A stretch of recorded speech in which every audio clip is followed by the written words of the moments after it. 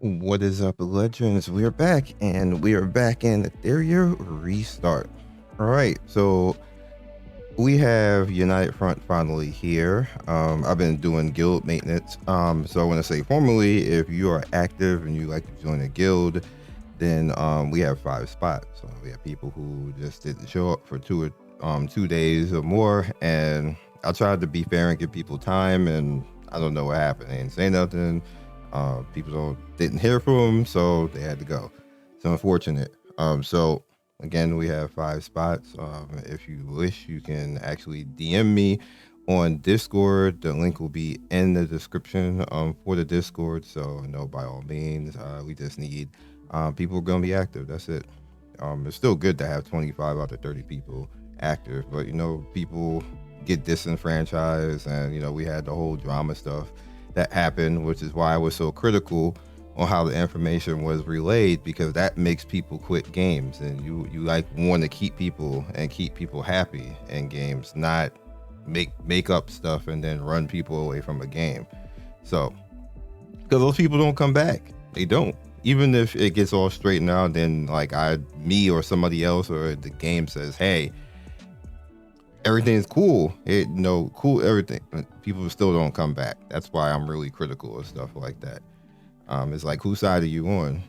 Like, you on the side of making money with views, or you on the side of the people who play the game? It's probably not the people who play the game. So here we are, United Front. We have us versus Arcanist right now, and you have your rank over here, which is of course whatever we got.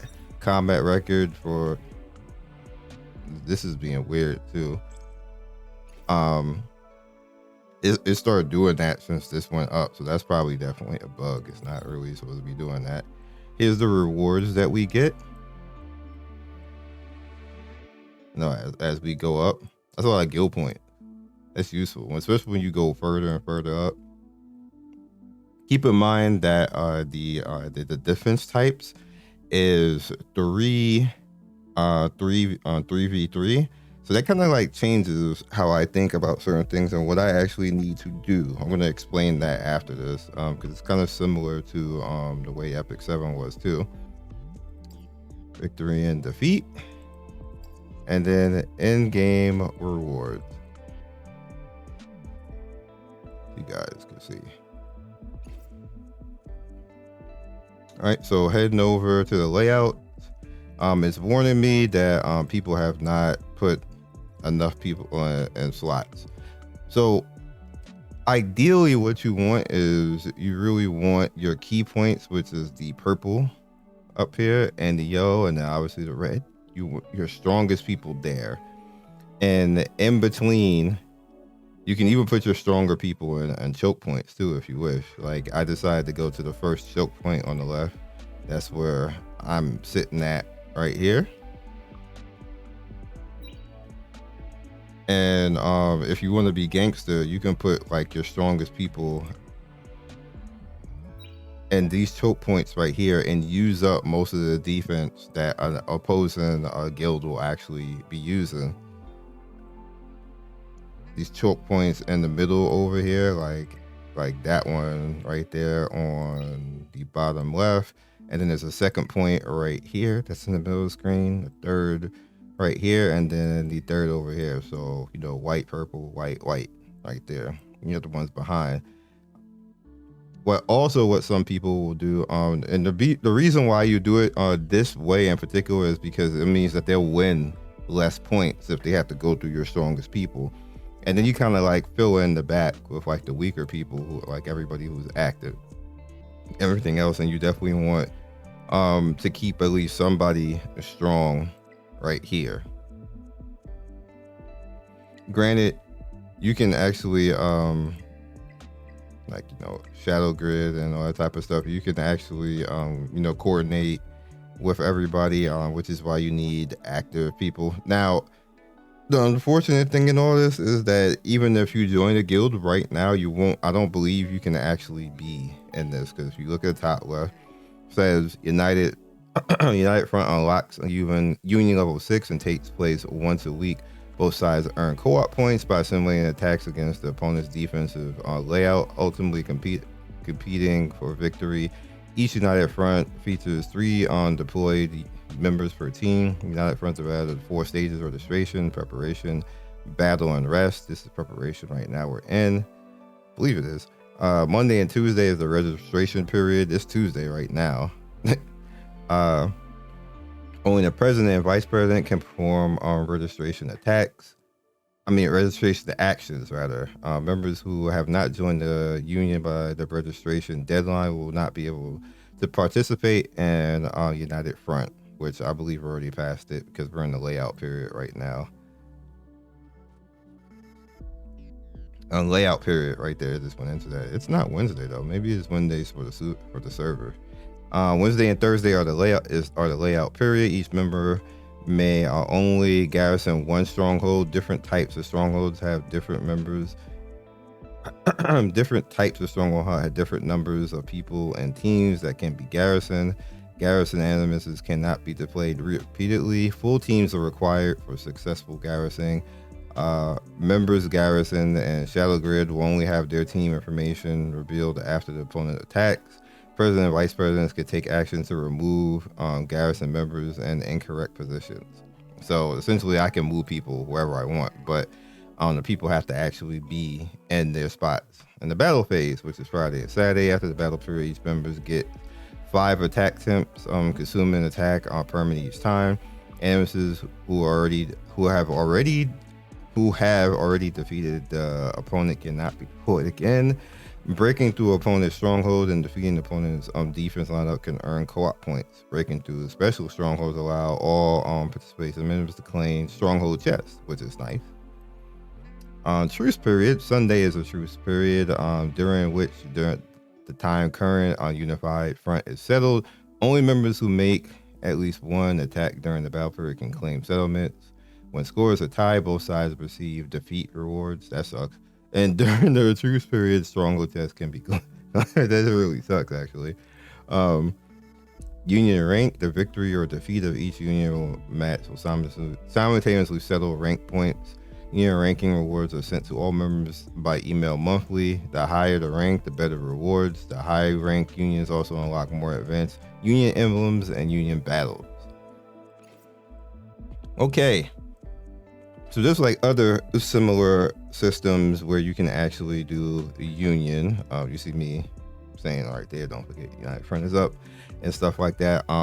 Again, you want to be very vocal and very active with this because you need people to actually physically take part in this stuff. You have literally 48 hours to do it once it starts. So make sure that you talk to everybody in your guild. You put out things, you talk, and if you have discords, and get as many people in as you can. Obviously, people be busy and some people don't realize things, so you just have to make sure that everybody is aware that the system is there and the system is up and working. Now, as far as teams, you see that I put myself here at one of the choke points.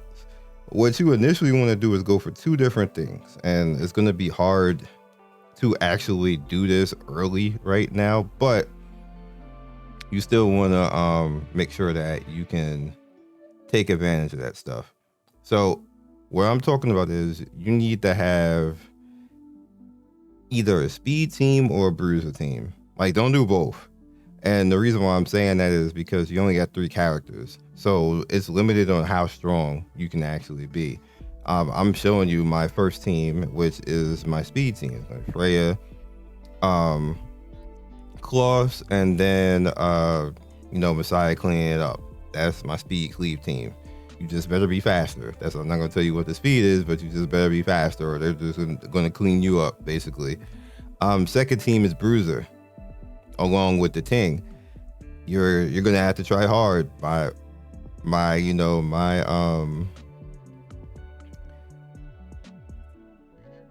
Holden and Tia are gonna be strong. Third team is kind of just live through as much as I can because I don't have anybody's speed anymore after that, because my two speed people are at the top right there, and my bruisers are in the second team. Technically, You know, Hellkit is a bruiser, and Lynn is just like no DPS. She's a little bit fast, so that's why I have her here. So if she's faster than them, then you know, GG, she can nuke, and then I have the Ting following up to basically help us, and then I have Val basically just to make it really hard between her and the Ting and you know Lynn to get a win. Here's where your PvP units all come into play. So if you got a Lily who's fast, you're gonna be good because you put her together with like a Ting or Lynn or anybody who that you can get the nuke. You're gonna be good. You can put Lily together with Messiah, and that'd be pretty nasty too. You're looking to get people up out of there. Basically, be faster or be super tanky to tank them down. Now, this is where Holden and Viper are going to come in handy in Rahu. If you put those three together, first of all, you're toxic, but smart. That's problematic. And I can give you a hint. You put those three together and all three have Artisan or Alicorn, and like you can't CC them, and then they keep countering you and they're all three tanky, and a person doesn't know that particular matchup, problematic, very problematic. So this is where you're gonna start to want to build up things over time, defense wise, to be better in the United Front. And the tanky retaliation team with Bloodbath on is like Bloodbath and Bramble with an Alicorn or Amber. You're gonna wreck majority of people because the general public is all about doing speed clears, all about throwing Lily and whatever character that they want to throw at you, and you throw that at them, you're gonna beat the 90% of the people, just straight up. It's hilarious. Like everybody knows, like if people looking at me, I've gotten a lot of people talking to me like, dog, like you really use Lily, I mean not Lily, you really use Freya in defense, and Freya actually demolishes Lilies. Like she just does. If Freya is faster, it's over. And I don't know what it is. Lily Squad, why don't y'all build your character? Because if you actually built her instead of making her fast with like no HP, you might have a chance. But almost every single Lily that I have found is built speed, and they're just wet tissue paper. And then maybe the character after them is built with some attack. That character is wet tissue paper. So if you don't kill me, my team is just standing there. I'm not going to tell you what my team is right now because then people know how to counter it. But the emphasis on my counter is that people are not building their characters up. They're going strictly off relying on Lily to push ahead whoever they have DPS wise, and then hope they kill. That's not a very good strategy. When you get higher up, you're going to get killed. I'm just putting it out there right now. I have a lot of defense wins from people who are just not building their teams. And had they built their teams, and I really probably shouldn't be telling you this, but it's been a lot of people. It's not been a little bit of people. It's been a lot of people that they just simply lost because their team is not built. They just got melted as soon as my team got free. And I have things in place to make myself get free, even if I get outspeeded.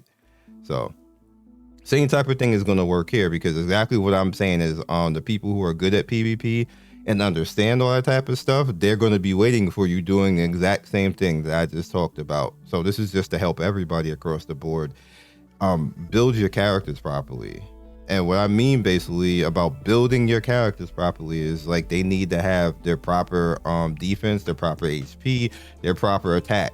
Don't just build attack and then like all your gear is like +6 and stuff like that, and then gold, and think that you're going to win in PvP, because once you start getting into higher levels, everybody else has built their characters.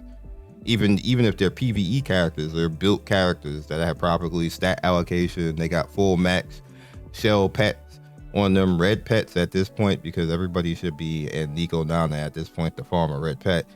So you're going to be facing people with red pets at max that are going to be looking at you like, dog, you better come with some DPS, and then like, oh, you don't have DPS, die, back to the lobby for you. So hopefully that helps you guys out. This is strictly for United Front to kind of like help you guys out, because it works similar to how the defenses work with Epic 7 and the Guild War and stuff like that. Same type of thing, and it's the same premise as well. I don't know. I think it's more area too. To be honest with you, it feels like it's more area. It seems like it's bigger than what the map on Epic 7. Like you can get a lot of battling going on right here because. No, it might just be, let's see, 1, 2, 3, 4, 5, 6, 7, 8, 9, 10, 11, 12, 13, 14, 15, 16, 17, 18, 19, 20, 21, 22, 23, 24, 25, 26, 27, 28, 29, 30. Yeah. Oh, this is actually at 30. That's actually more spots than what's here because you can put 3 people in here. So it's like 3 more spots. But we only have 30 people that we can be max. That means you can't defend everything. Also keep that in mind. Just put stuff where just put stuff obviously where like you can actually defend. And if you don't have enough people actually on, just do your best to defend all the points that you can defend and don't just let like a opposing guild run through. So like if you're undermanned or underpowered and not enough people is gonna be there in defense, then you're probably gonna want to put all your stuff in the beginning to kind of defend as much node as you can to make the other side use up as much as they can, and hopefully they run out before they get all the way through your base. Got the hope on that. And then in turn you do the same thing to them. Look at where all their characters are. They're not going to be able to see all of this, so you're going to see like the front line, which is why I put myself here in the shadow grid so they can't see me, because I put my stronger units out there like waiting, especially the Freya team. The Freya team going to catch a lot of people and it's going to be funny. Now what I hope is, which is probably not the case, but I hope it's going to be that you don't lose HP and they lose the team, but probably will. It probably will be that. So hopefully this will help you guys out and you just be in there and you're gonna be having some fun. And this is not like the video for today. I'm not sure if I'm actually gonna do the video for today, the actual video for today, because this is day 13.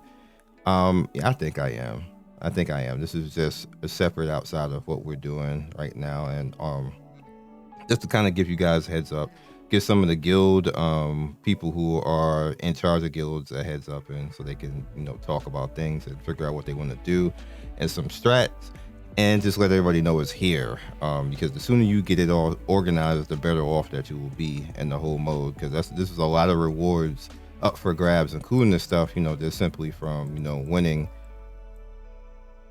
And like even when failed, you still get that. You get a gold summon. I actually did pay attention to that. Break through a hub. You get 10 stamina for breaking through a supply hub. That's cute. There's some good rewards in here. I need to put these awards on Infinity Train. Dev's Infinity Train rewards is kind of I'll catch you guys next video. Peace. Thank you for watching the video all the way to the end. Please like, comment, and subscribe. I love everybody who stops by. You guys always make my day with your comments. It's always funny and whimsical and gives me a reason to keep going. So be legendary, and I will see you guys soon. Peace.